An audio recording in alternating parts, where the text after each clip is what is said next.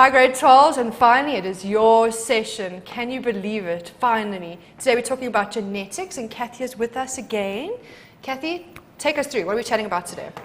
Okay, remember last week we started with the terminology and how to use the terminology, because that has been the downfall in past exams. Okay, you know, matric final exams, that's been the biggest issue is knowing those terms. And if you know those terms, people, you got 100% for genetics. That's it, it's as simple as that. And guys, if Kathy is telling you that you can achieve 100%, and if you tune in and you watch Kathy every Wednesday, I have full faith that you guys will do brilliantly. We'll wave our magic wands. Yes, we will. Guys, so get chatting to us on the Facebook page. It's facebook.com/learnextra. Also chat to me and Deanna on Twitter @learnextra. If there's anything you're not understanding, pop us a line and we'll try and answer the questions in the last 15 minutes. But before we do that, we're going to take a quick break. Go and get yourself a cup of tea. I know Kathy's getting a cup of tea herself. So, yeah, and we'll see you after the break.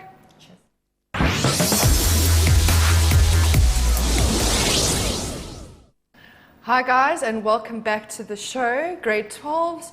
I'm sure you've all been watching grade 10 and 11, so you guys have gotten into the routine of things, and now you're ready for your session on genetics. I just want to do a quick call out. If any of you guys have any existing tests or exam papers, please can you send them through to the help desk at learnextra.co.za. We do want to start putting them onto our website so we can start sending them out to the rest of the learners, and you guys can start practicing everything, and I think that would be a great idea. Guys, what do you think? Let me know. And I think what we're going to do is we can get straight to Kathy and get this lesson rolling. Kathy, take it away. Hi boys and girls. All right, now remember, what did we learn last week? We know that homozygous means the same, it's purebred. You can have homozygous dominant, okay, which is the dominant trait, and you can have homozygous recessive, which is two alleles that are recessive. And only then will you see it in the phenotype. All right, so the example we used was hair color, and we said capital B is for black, and a small b is for white. All right, and if we have homozygous alleles for black hair, it will be capital B, capital B. If we have homozygous alleles for the recessive trait, which is blonde or white, then we're going to have two small b's. And when there is a mixture, it is heterozygous. Homo means the same, hetero means different, and zygous means the offspring, the result. Okay? F1 was the first filial generation, it's the first family. And P1, the first set of parents. Remember, meiosis must take place to make the gametes. And once you have the gametes, I suggest you do a Punnett square, because with a Punnett square, you cannot go wrong and get confused. Okay.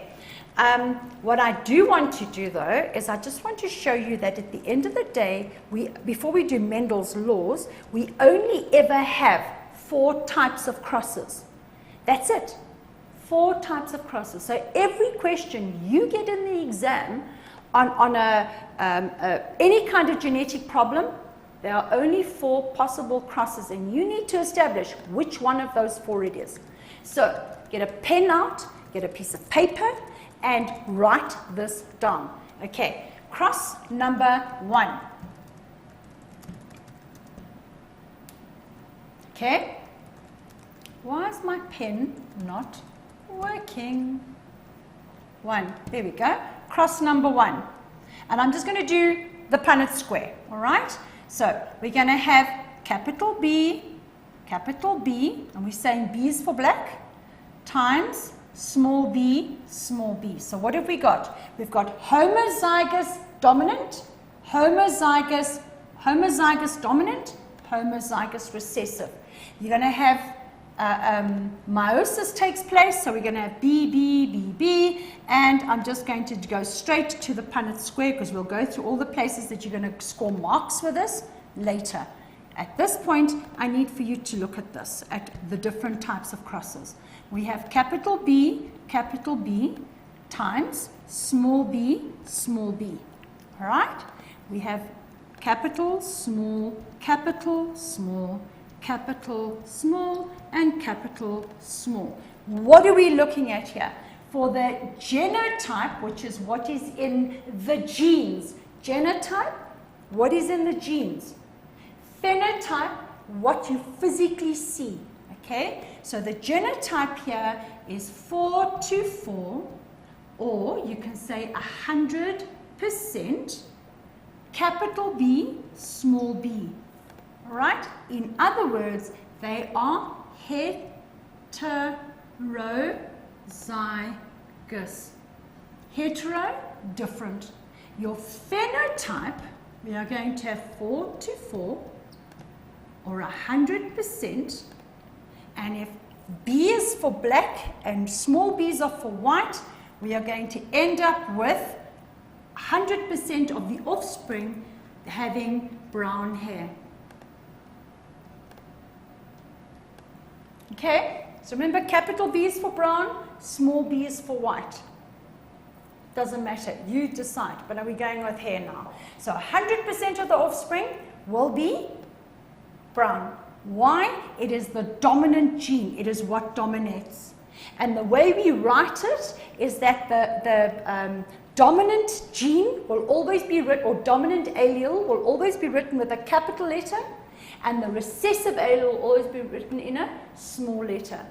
Okay, we call it the nomenclature.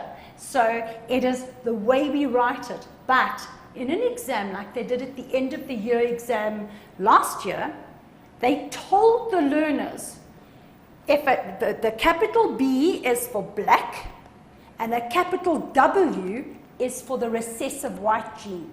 So what they were trying to see is if you could follow instructions, but also whether you understood that the recessive gene was white. And you ended up with capitals and capitals, and the learners messed that question up incredibly, because we've taught you over and over again, if it's dominant, it's capital, and if it's recessive, it's the small letter. Unless they tell you in an exam, use a capital B for black and a capital W for white, as long as you know that white is recessive. Okay, be very careful to read your questions. Alrighty, that's one. So we had homozygous plus homozygous. The second one, we're going to do homozygous dominant times heterozygous. Okay, homozygous dominant and heterozygous. So we go with our cross again. So we say capital B, and we put our little gametes here. And I must hurry up, and we go capital B, small b. So capital, capital, capital, capital, capital, small, and capital, small. Immediately you can see out of the 4 options, we now sit with 50%. So the genotype here, we are going to have 2 to 4, or 50%. Okay, what? It's going to be capital B, which means they are homozygous dominant. I'm just going to put dom there. Okay, and 2 to 4, or 50%, are going to be capital B, small b, which means they are heterozygous. Okay, that's the second one. Now,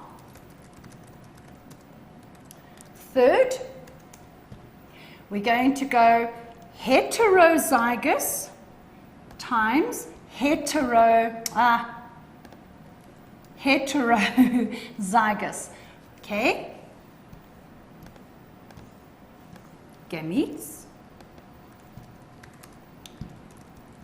What are we going to have? Capital B, small b, capital B, small b. They are heterozygous. So capitals, a capital and a small, a capital and a small, and a small and a small.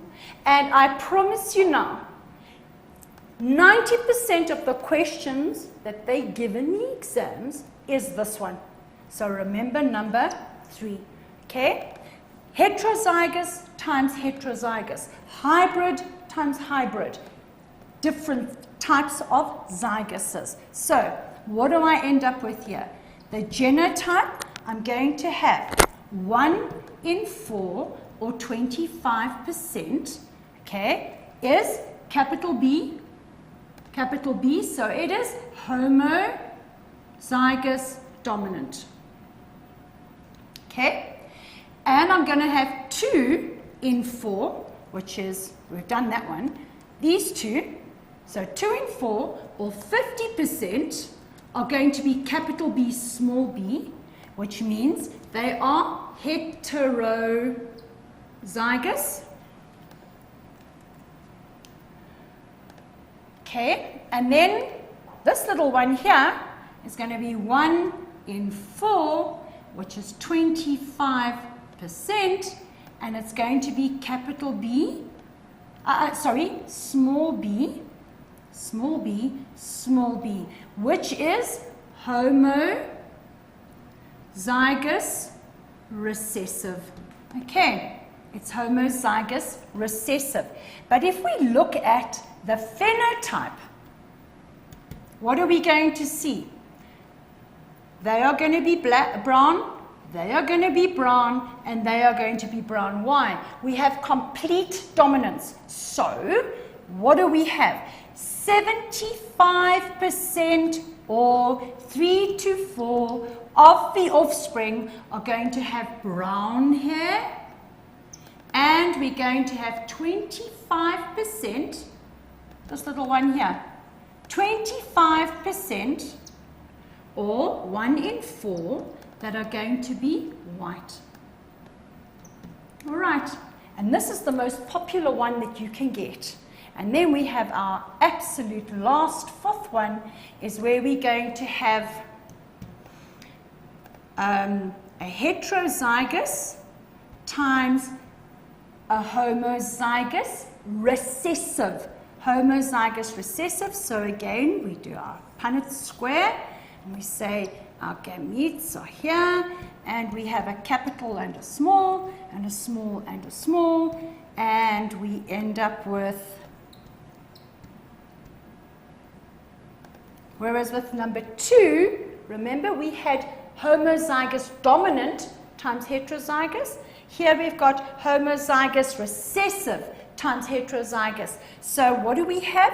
We are going to have in the genotype 50% or 2 to 4 are going to be capital B, small b, which is heterozygous, and we're going to have 50% or 2 in 4 that are little b, which is homozygous recessive. So whenever you need to do a back cross and you want to check what the parents are, you have a look at whether the babies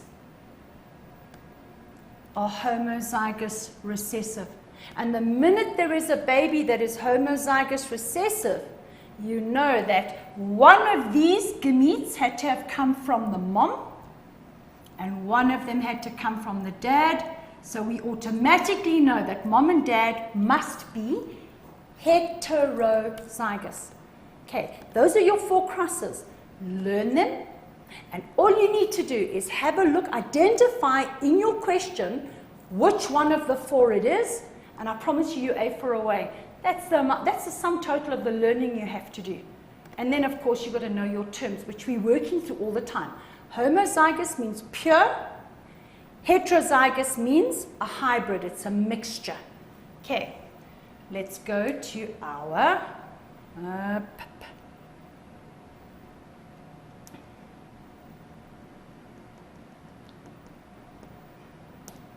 come. 1. All right. Oh no, hang on. We've got to go up 1 more. No. Back. Bless me. Sorry, guys. You're winning there, Kathy. I've lost a slide, which I'm trying to find. Has it completely disappeared? Yep. I You think know let's what? go for an ad break Yeah. while we're busy with this. I think so, guys. Guys, let's give Kathy a chance to find what she's looking for.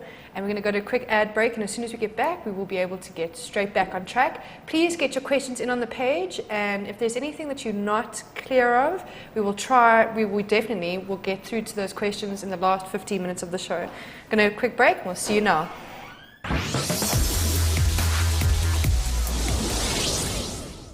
Hi guys, and welcome back to Learn Extra Live Life Science Grade 12's Mindsetters. I hope you're having an awesome show and you're learning lots and you're helping others out on the page. Guys, if you see somebody post a question and you know the answer, please help them out. We are a mindset community, a community of mindsetters. Okay, Kathy, are you ready? Let's get straight back to you. Okay, people, the things I'm going to cover today, because I see the questions that are coming up, is complete dominance, which we've done now. Incomplete dominance and codominance and the difference between the two. I'm going to be going through Mendel's laws. There are 2 of them that you have to know, all right? And then I'm going to go through mutations and what the different mutations are. So what a frame shift mutation is and what a point mutation is. And once I've done this with you, you are going to be A for away. Okay, so just be patient. Just let me get through it. All right, so here we go. Mendel's law, and I actually asked John, because you know I normally write everything myself. In fact, let's go with nice yellow. It's nice and bright and breezy. It's his law of dominance and segregation. Now, in some books and in some countries, they talk about Mendel's law of dominance. In others, they talk about Mendel's law of segregation. So I decided, in case there's any confusion, it is Mendel's law of dominance, which is segregation. And what he said was that when there are 2 individuals with contrasting, means opposite, homozygous, which means purebred, you know that, characteristics. In other words, we're going to have an example that we've just done, a capital B and a capital B. Both the alleles are dominant, but they're homozygous, they're pure, times little b, which would be the white, so brown versus white. 2 contrasting homozygous, which means they are pure, characteristics are crossed. The individuals of the F1, that's the first family generation, hybrid, because they're a mixture of the 2 parents, will all resemble the parent possessing the dominant characteristic. Because it is, people look here, the law of dominance and segregation. So what it's saying is, if I've got a homozygous parent that has the 2 dominant, because remember it's homozygous, so both alleles are dominant, and both alleles are recessive for the other parent, because they're homozygous. And I cross them. This was our first cross that we did. If we take capital B, what am I got? I've got capital and small, and capital and small, and capital and small, and capital and small. So I'm going to end up with 100% of the offspring are going to resemble the parent with the dominant gene.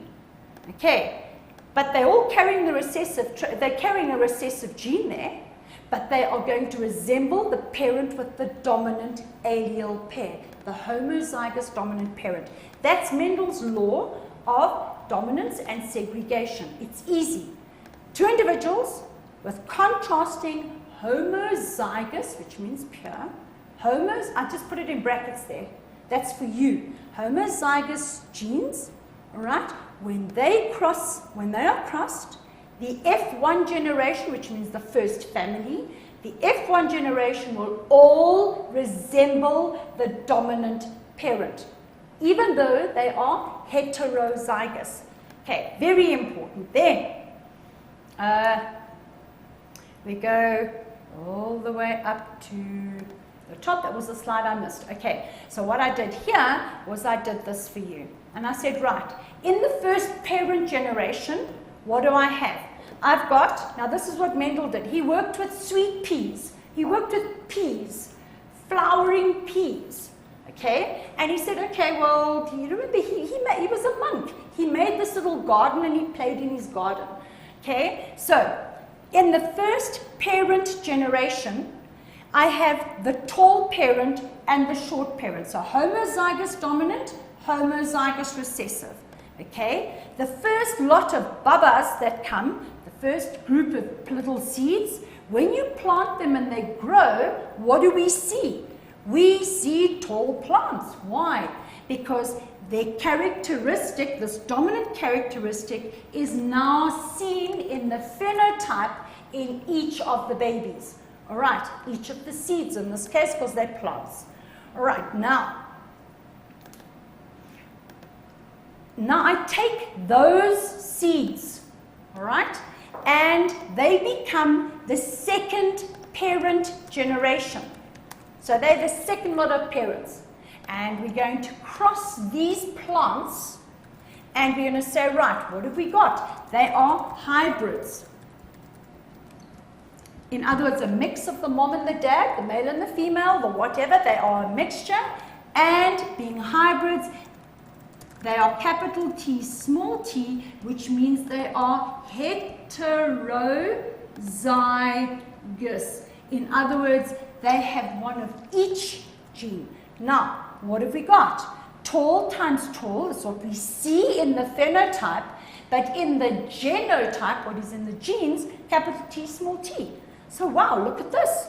Capital T in the F2 generations, the second lot of babies. And then we have 50% or 2 out of 4. This is 1 out of 4. 2 out of 4 are heterozygous. And guess what? 1 in 4 or 25% will be short. There's my recessive gene. Why? Because one little t came from mommy and one little t came from daddy, or one little t came from the egg and one little t came from the pollen grain or the sperm, in this case the pollen grain, because we're talking about plants. Okay, and this was, remember combination 3 that I showed you? Here it is. And this is probably the most popular one. And what it does is they tell you, explain Mendel's law. Easy. Show us. Well, piece of cake. Homozygous parents, dominant, recessive, cross, heterozygous babies. All of them show in the phenotype the dominant gene. Cross them.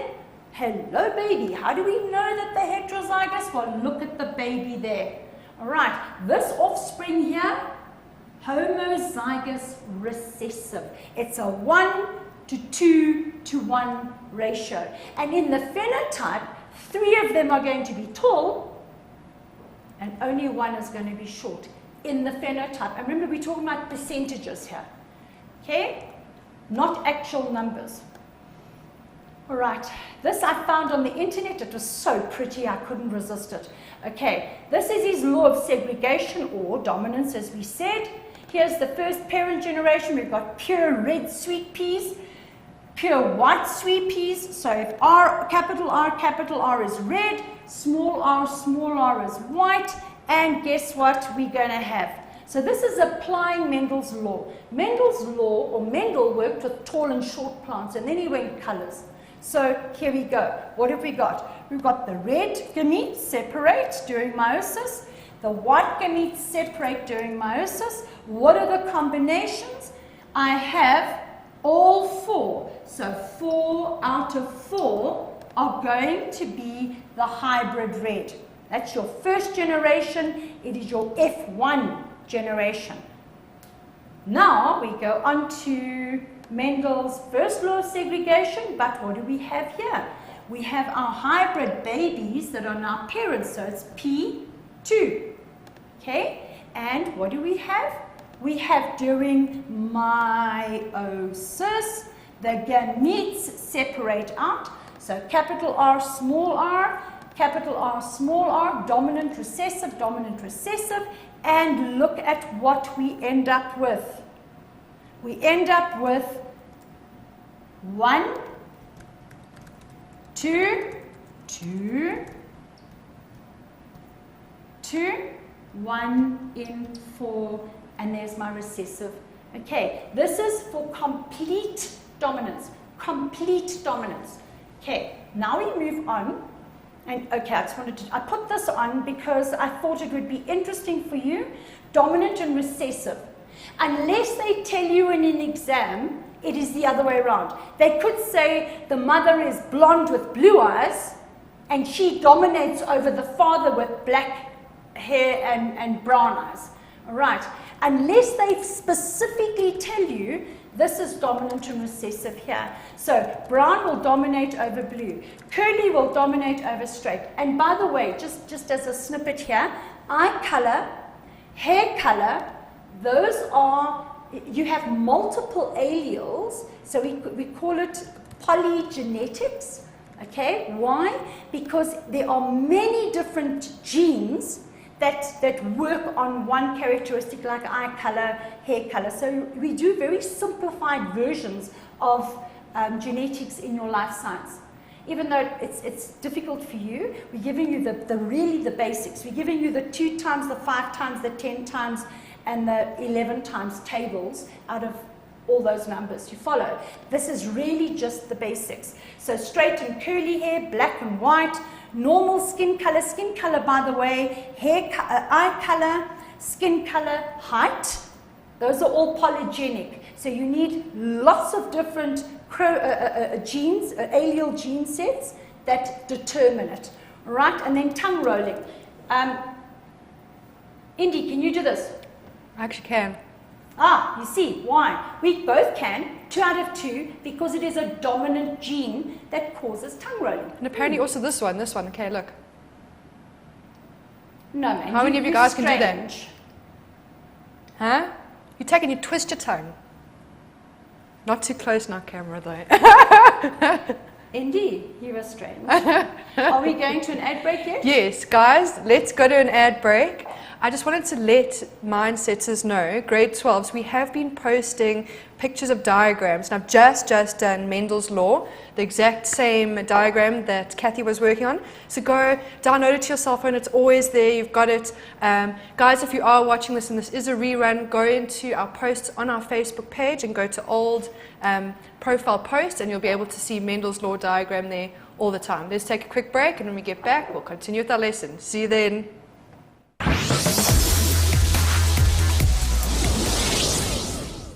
Hi guys, and welcome back. Thank you so much for all of your amazing comments. Noxie, she said, lol, lol. Kathy in Indiana, I can't roll my tongue. That means I'm recessive. Ha ha ha. We were laughing, Noxie. We thought it was very, very good. Michelle, no, Indy, I tried twisting my tongue. I can't. Don't worry, guys. Keep practicing. Practice makes perfect, hey? Surely, hey? As long as she can't touch her tip of her nose with her tongue, we're okay. Okay, it's fine. Can't. No. So we're okay, Indy. You're normal. You're normal. Yeah, I'm pretty normal. A normal. Little strange, and we love you for that. Okay, Hey. that's variation, by the way, people. It's genetics that makes us so variable. All right, and it adds to the variation in our genetic makeup, which is your karyotype. Okay, so it's there written in your genes. All right, so what have we got here? Got dominant brown eyes versus blue, curly hair versus straight, black hair versus white or blonde, normal skin pigment versus albinism. Okay. Tongue rolling versus a flat tongue, which we've just gone through now. Looped earlobes versus straight. Now, I want you to feel your ears, or if you've got something that reflects or a mirror, have a look. And you'll see some people have a looped earlobe. So it does, if this is the face, the earlobe comes, the earlobe will do this. It's got like an indentation there, and I've just moved this. Oh, you know, come. If this is the face, you've got the ear does.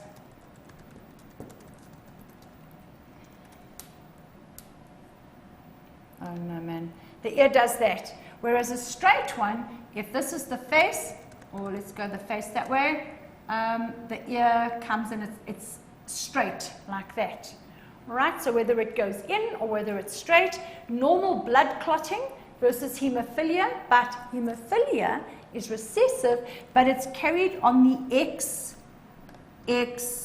chromosomes. So in other words, it is sex linked. And then you've got your blood groups. And if you look at the blood groups, people, you've got A, you've got B, are dominant, and you've got O is recessive. Right, so this means it is polygenic as well. You have multiple alleles, more than 2 alleles for a characteristic, because how many are there? There's 1, 2, 3 for blood groups. And this is where we're going to explain co-dominance. We'll get there though. All right, here we've got incomplete dominance. And this was the best way I could explain it, is if I have P1, which is the first parental process, we have homozygous dominant, okay? We have homozygous recessive. They are homozygous, they are pure, dominant and recessive, and our first filial generation, our first little set of babies, what are we going to have? We are going to have all of them pink. So if I take red and white and I mix it like paint, I have my hybrids, which are the babies, and the hybrids are a mix of the dominant and the recessive, because the dominant doesn't dominate completely over the recessive gene. So you have a mixture. So let's take this. If I have black and white, I'll end up with, come, think, grey. Perfect. You follow? If I have curly hair, which is dominant, and straight hair, which is recessive, and I mix the two, what am I going to have with incomplete dominance? I'm going to have wavy hair. It's not curly, it's not straight, it's in between. You know, it's like Little Red Riding Hood.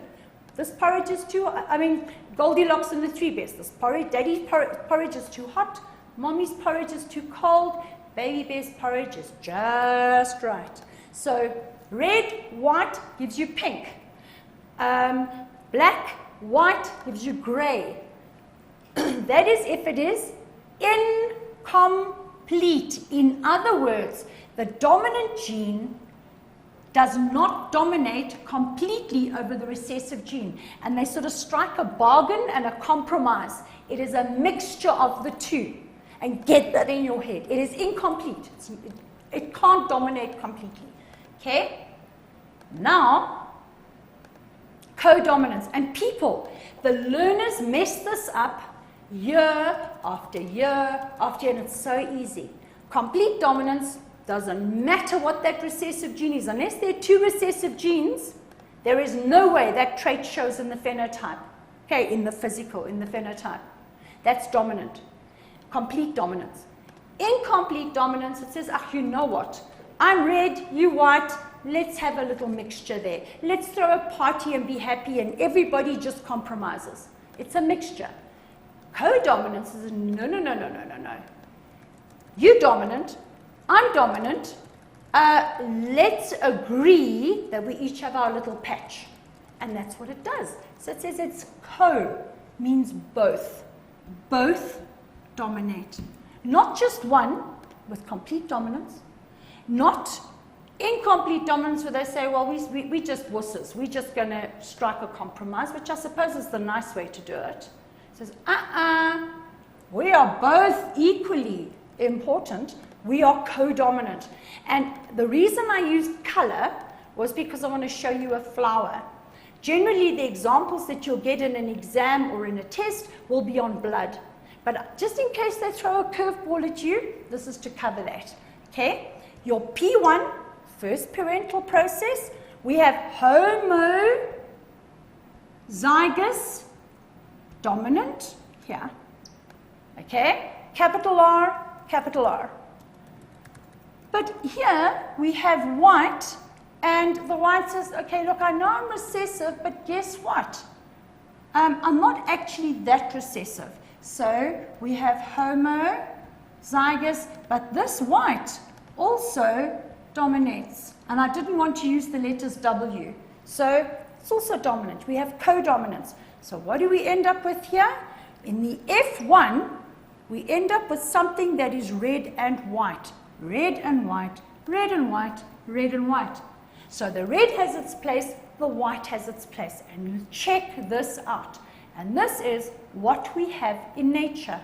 Look at this little flower. And if you go to, it's gladewaterbiology.blogspot.com. If you go and have a look at that site, this is a perfect example of codominance. I've got the pink, I've got the white. Okay, it's like taking codominance would be if I have a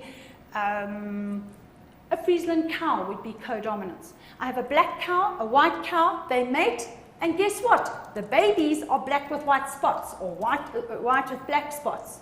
Okay, a Dalmatian is a perfect example of codominance.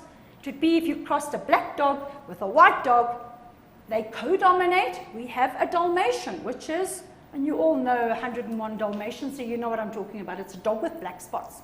Okay, that would be codominance. Now, the example that you need to know for exam purposes is codominance in blood. Now remember, erythrocytes are your red blood cells. Okay, your it wasn't spelled right, thyrocytes. So your erythrocytes, your red blood cells. Now have a look at this. We have a red blood cell which is antigen A. We have a red blood cell that has antigen B. We have red blood cells that have both antigen A and B. So we call it blood type AB. And then we have a red blood cell that has no antigens. And if it has no antigens, we say that it is O. All right, so O is the recessive one. The only way that trait can come through, come on, if it's recessive, the only way you are going to see that trait in the phenotype is if there are two homozygous recessive traits together, then you will see it in the phenotype. So for someone to have blood that is OO, or what we call O, they must have the two, okay, they must have both. Both alleles must be recessive. A and B say, we are both equally strong, and if I have antigen A, all right, it's blood type A. Antigen B, blood type B. But oh, woe is me, if I have a mother and a father, and the mother is A and the father is B, and those gametes get together, it says, we are working you together, and you end up with AB. Now, look how nice this is. And I put this together for you as well. We've got blood type, what we call, and what the hospital, if you take a blood test and they say, oh, you're blood type A, you B, AB, O. This is what it means. Blood type A is written like this. You put a little line with a little dot, and you can't see the yellows, so let's do this. That little thing there is a little line with a little dot, and you put an A. And a little line, and so what it's telling you is that's the chromosome.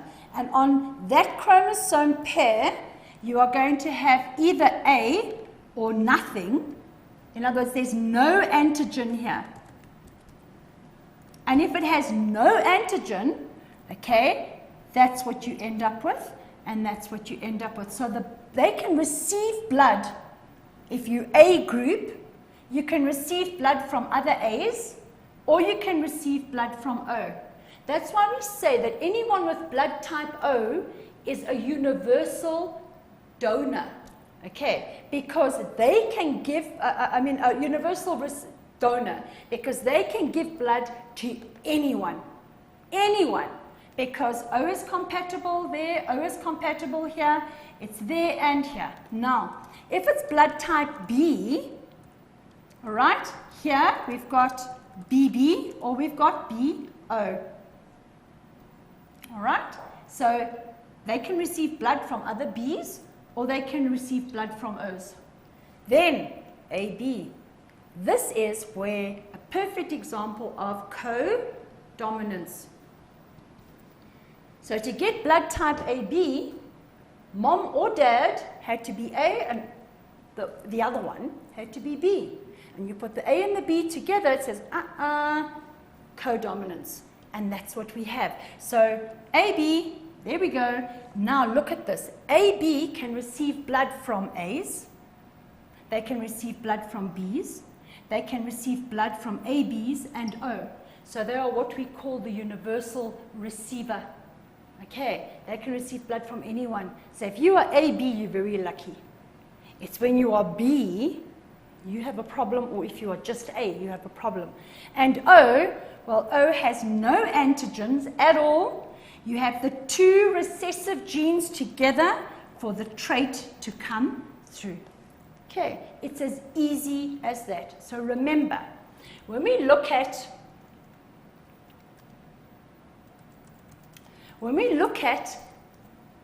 complete dominance, that dominant homozygous dominant characteristic dominates absolutely and completely over the recessive. And the only time you will see the recessive trait in the phenotype, the physical, the phenotype, is if there are two homozygous recessive genes, okay, in the offspring. But if they're heterozygous or homozygous, they will have the dominant trait. That's Mendel's law of dominance and segregation. Okay, we're going to do his second law now. But let's do incomplete dominance. That's when it sort of says, you know what, guys, I don't want to dominate, you don't want to dominate, let's just work together here. So we have red, white, pink, black, white, gray. You follow? It is a mixture. Curly hair, straight hair, wavy hair. It's a lovely way of compromising. It's a mix. And then we have co-dominance. And the one says, I'm in charge. And the one says, no, I'm in charge. And say, well, okay, fine, both of you are in charge. And you'll end up with black and white spots. You follow? Or red flower, white flower, and you end up with a flower that has red and white markings on it. So that would be co-dominance. The example you will get in an exam is blood. Make sure you know antigen A, antigen B dominate. AB, that's a combination of the two, they co-dominate. And O, the two O's, recessive, and then you will see it in the phenotype. All right, Mendel's law of independent assortment. Now think about this. Independent means that if you are independent, you don't need other people. All right, you can independently do whatever you need to do. And as you get older, you will get more and more and more independent. And you'll probably find your biggest independence is when you have your own transport and you can move around as you want. And you can live in your own room or your own house or your own flat and leave it looking the way you want it to. You are independent. So you all know what independent means. Then, assortment. When I sort something out, that is, I have an assortment. So if I invite you to tea and I have cupcakes with red icing and cupcakes with white icing and donuts and a chocolate cake, I have an assortment of stuff. And it's up to you what you want to eat. And you're thinking, Kathy, have you lost your marbles? Talk to us about genetics. I am. Because that's independent assortment. Because what Mendel did, and what he said, he worked with these little sweet pea plants, man. And he had ones that had smooth coats for the seeds and wrinkled coats for the seeds and yellow coats and green coats. And when he mixed them all up, it didn't matter whether they were wrinkled and green or wrinkled and yellow, or smooth and green or smooth and yellow. The characteristics, the traits, were independent. And that is why us as human beings, for example, we can have dark hair and blue eyes. And I'm not talking about having colored our hair, I'm talking about natural color. So if we look at Indy, look at Indy. Indy has green eyes, very light green eyes. thought you were saying light skin, that too. Okay, hold on. Remember, skin color is polygenic. There are a number of genes that script for skin color. Because if you think of all the variations of skin color we have, it's poly, means many, genic. Lots of genes make that characteristic. The same with height. That's why you can have a mom who's 5 foot tall, a dad who's 6 foot tall, and they have kids that are everything in between.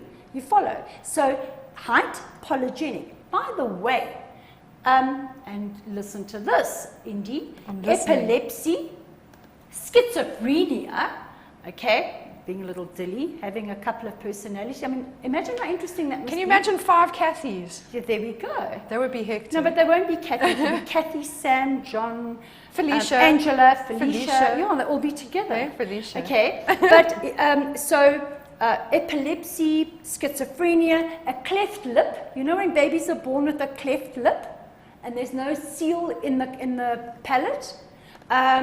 Cancers, diabetics, all of those are polygenic.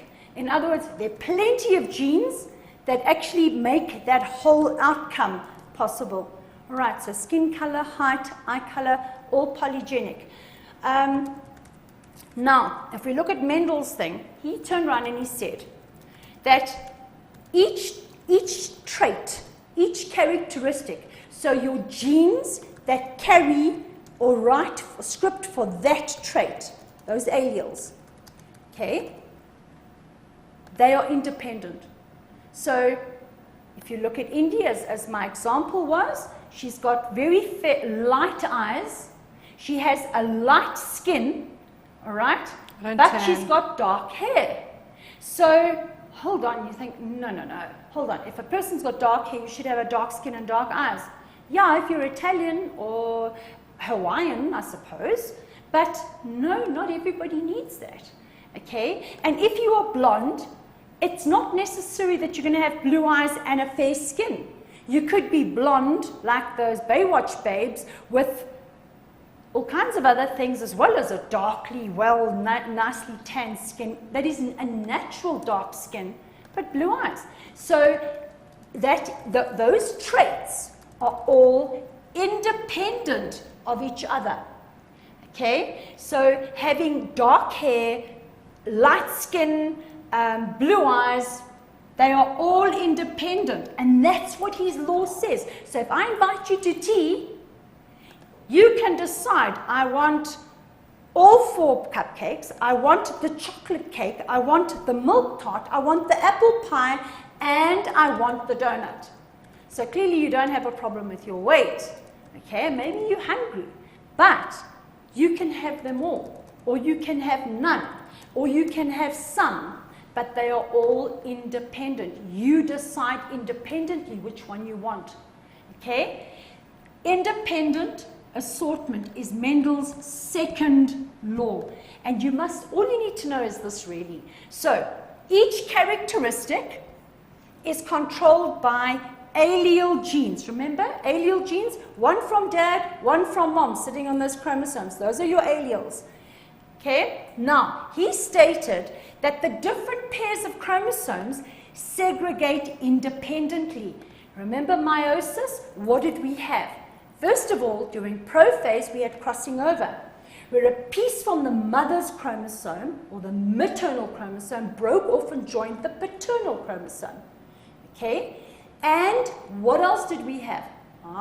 Think about it.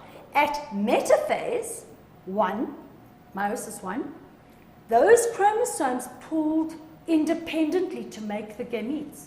There was no, well, if it's the mom's first, second, third, fourth, fifth, and all the mom's chromosomes go up and all the dad's or the paternal chromosomes go down to make a gamete, didn't. So you'd have chromosome 1, 3, 8, and 9 maternal chromosomes, and the chromosomes in between the paternal chromosomes, and they all mushed up, they mixed up. That's your independent assortment. Okay, so it's like a whole bunch of licorice, all sorts. So they segregate independently, and I'm going to write here, prophase 1 and metaphase 1. Just remember that. Independent assortment, random selection, so that each hybrid is going to have each characteristic is going to be different. So that we can have dark hair with blue eyes and a light skin. We could have blonde hair with blue eyes and a dark skin. We could have blonde hair with brown eyes and a dark skin. Because each of those traits is separate. Just remember height, eye color, all right? Skin color are polygenic. Lots of genes work together to make that characteristics. Otherwise, all people with white skin would have the same color. All people with blue eyes or brown eyes would have the same. Think about how many different shades of brown there are, or blue, or green, or whatever. Eye color, eye color, especially height, skin color, epilepsy, schizophrenia, cancer, diabetes, they're all polygenic. And you know what? We actually have run out of time, so I'm going to ask Indy to put this diagram of Mendel's second law. Don't worry too much about it, it's just to give you an idea of what the law means. But it is independent assortment. Each gene combination is different, and that's what gives us genetic variation as human beings. All right, so it's genetic variation.